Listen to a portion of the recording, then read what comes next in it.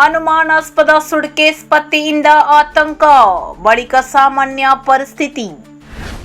ಅಂಕೋಲ ಪಟ್ಟಣದ ಪಂಚಾಯತ್ ರಾಜ್ ಕಟ್ಟಡದ ಬಳಿಯಲ್ಲಿ ಮಂಗಳವಾರ ಮುಂಜಾನೆ ಅನುಮಾನಾಸ್ಪದ ಸುಟ್ಕೇಸ್ ಪತ್ತೆಯಾಗಿದ್ದು ಕೆಲಕಾಲ ಆತಂಕದ ವಾತಾವರಣ ನಿರ್ಮಾಣವಾಗಿತ್ತು.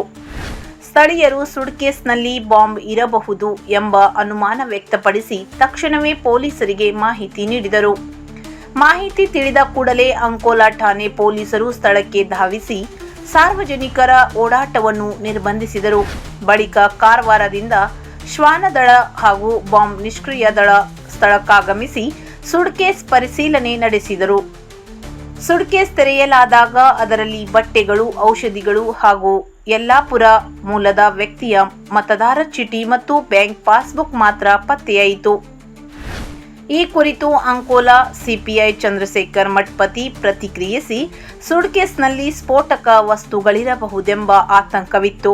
ಆದರೆ ಪರಿಶೀಲನೆ ವೇಳೆ ಯಾವುದೇ ಅಪಾಯಕಾರಿ ವಸ್ತು ಪತ್ತೆಯಾಗಲಿಲ್ಲ.